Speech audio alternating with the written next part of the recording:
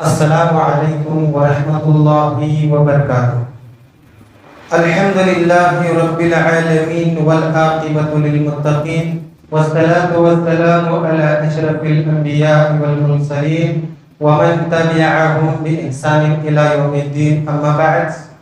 بسم اللہ الرحمن الرحیم۔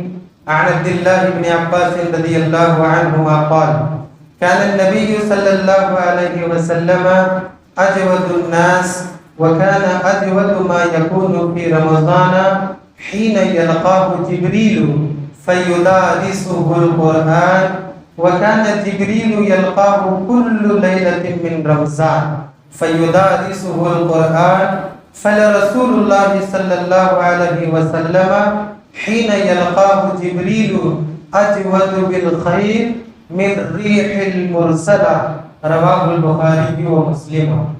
حضرات، مصلیان کرام، بزرگان دین، نوجوان دوستوں، عزیز پیارے پیارے بچوں، الحمدللہ رمضان المبارک کا مہینہ شروع ہو چکا ہے، پہلا روزہ جاری ہے۔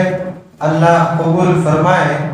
انشاءاللہ پورا مہینہ ہم بہت عبادت کریں گے، اللہ کو خوش کریں گے، راضی کریں گے، محنت کریں گے، ہر قسم کی عبادت کرنے کی کوشش کریں گے انشاءاللہ۔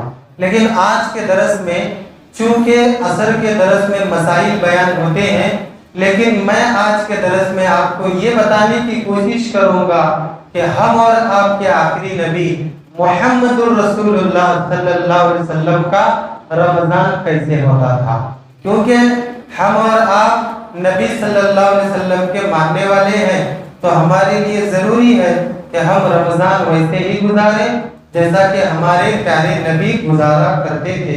میں نے ایک حدیث آپ کے سامنے پیش کی ہے۔ اس حدیث کے اندر 5 باتوں کا ذکر ہے، یوں سمجھیے 5 نصیحت کی باتیں ہیں۔ پہلے میں حدیث کا ترجمہ کروں، اس کے بعد نصیحت کی جو باتیں آئیں گی دعا کریں اللہ سے کہ اللہ عمل کی توفیق عطا فرمائے۔ حدیث اس طریقے سے ہے، حضرت عبداللہ بن عباس رضی اللہ تعالی عنہما بیان کرتے ہیں کہ اللہ کے نبی صلی اللہ علیہ وسلم لوگوں میں سب سے زیادہ سخی تھے، اور جب رمضان المبارک کا مہینہ آ جاتا تھا تو آپ صلی اللہ علیہ وسلم کی یہ سخاوت اور زیادہ بڑھ جایا کرتی تھی۔ اور جب جبریل علیہ السلام رمضان کے مہینے میں آپ سے ملاقات کرتے تو آپ صلی اللہ علیہ وسلم جبریل علیہ السلام کو سامنے بٹھا کر قرآن کا مذاکرہ کیا کرتے تھے، اور اللہ کے رسول صلی اللہ علیہ وسلم سے جبریل علیہ السلام رمضان المبارک میں ہر رات ملاقات کرتے تھے، اور ہر ملاقات میں اللہ کے رسول صلی اللہ علیہ وسلم جبریل کو سامنے بٹھا کر مذاکرہ کیا کرتے تھے۔ آگے حضرت عبداللہ بن عباس کہتے ہیں کہ اللہ کے رسول صلی اللہ علیہ وسلم رمضان المبارک کے مہینے میں تیز تند ہوا سے بھی زیادہ خیر کے کام کو کیا کرتے تھے۔ اس حدیث کو امام بخاری، امام مسلم نے روایت کیا ہے۔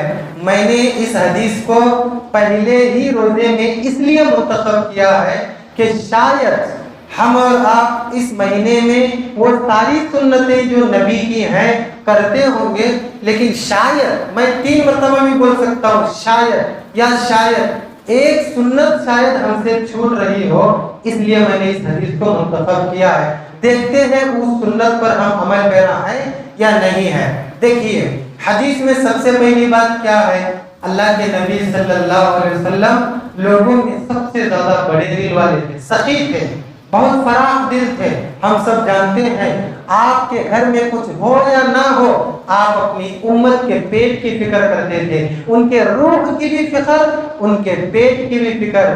ایسا صرف نبی ہی کر سکتا ہے، سبحان اللہ۔ اور دوسری بات اس حدیث سے معلوم ہوتی ہے وہ یہ ہے، اللہ کے نبی صلی اللہ علیہ وسلم جب رمضان کا مہینہ آتا تو آپ کی یہ سخاوت اور بڑھ جاتی تھی، اور پہلے ہی اللہ کے نبی بہت بڑے دل والے تھے، لیکن رمضان آنے کے بعد یہ سخاوت اور بڑھ جایا کرتی تھی۔ جو سخی لوگ ہیں، مالدار لوگ ہیں، رمضان کے مہینے میں غریب، مسکین، جو بے سہارا لوگ ہوتے ہیں ان کا ضرور خیال کریں۔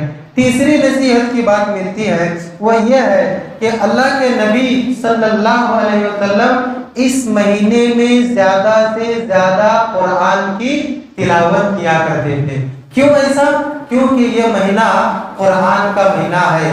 اللہ تبارک و تعالیٰ نے اسلامی 12 مہینوں میں اس مہینے کو منتخب کیا کہ لوح محفوظ سے بیت العزت تک قرآن اسی مہینے میں آنا چاہیے۔ بیت العزت یعنی آسمانی دنیا پر ہے، پھر آسمانی پہلا آسمان، پھر پہلے آسمان سے جب دنیا میں نازل ہوا قرآن تھوڑا تھوڑا، سب سے پہلے اقرأ باسم ربک الذی خلق، اس کے بعد سورہ مدثر، اس کے بعد کئی ساری، پھر 5ویں نمبر پر سورہ فاتحہ، یہ سارے نازل ہوئے۔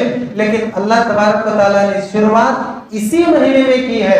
اللہ کے نبی صلی اللہ علیہ وسلم جانتے تھے کہ یہ روزے کے ساتھ ساتھ قرآن کا مہینہ ہے، لہذا مجھے قرآن کی تلاوت بکثرت کرنا چاہیے۔ کریں گے انشاءاللہ۔ چوتھی نصیحت کی بات، یہ وہ نصیحت ہے جس کے غرض سے میں نے آج کے درس میں اس حدیث کو منتخب کیا۔ وہ کیا ہے؟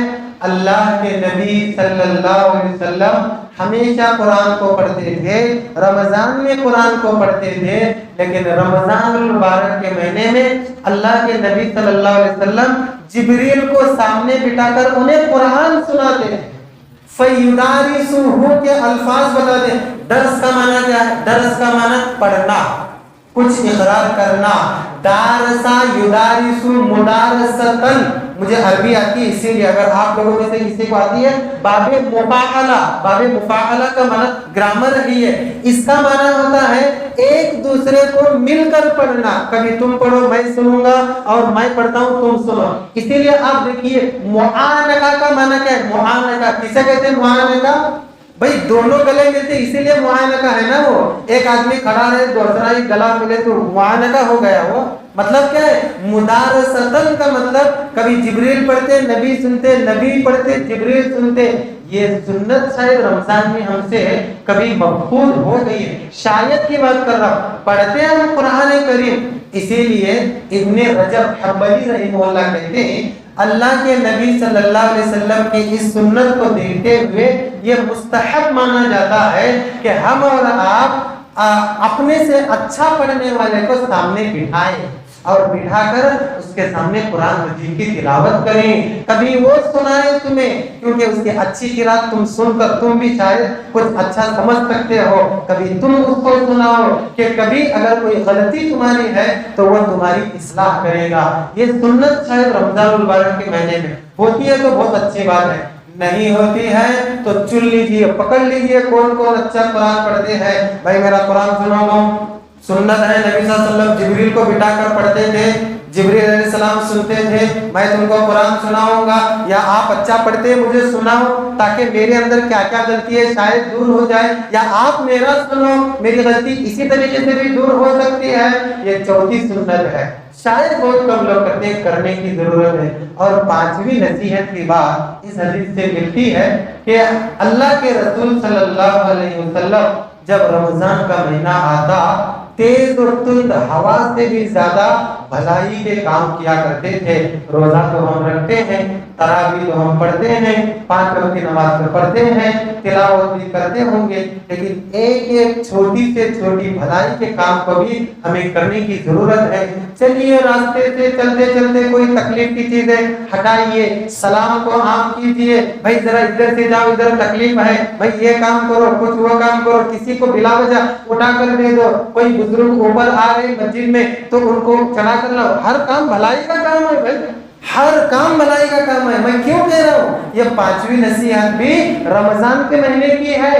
اور اللہ کے رسول صلی اللہ علیہ وسلم کے بارے میں حضرت عبداللہ بن عباس کہتے ہیں کہ اجود بالخیر من الریح المرسلہ، اللہ کے نبی جب رمضان آتا تو رمضان کے مہینے میں تیز ہوا سے بھی زیادہ، تیز ہوا کتنا فاسٹ چلی جاتی ہے سوچیے آپ، ذرا تیزی آ جائے نا کمزور گھر باقی نہیں رہتے، اس کی چھت اڑ جاتی ہے، کھڑکیاں توڑ جاتی ہیں، گاڑیاں بھی اڑ جاتی ہیں، اس تیز ہوا سے بھی زیادہ نبی صلی اللہ علیہ وسلم بھلائی کے کام میں تیزی کرتے تھے۔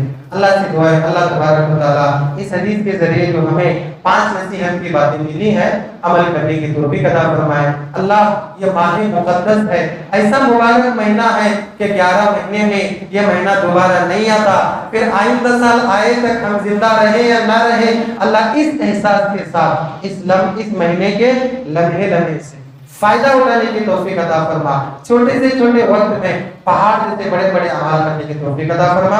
آمین ثم آمین۔ سبحانک اللہم ربنا و بحمدک، اشہد ان لا الہ الا انت، استغفرک و اتوب الیک۔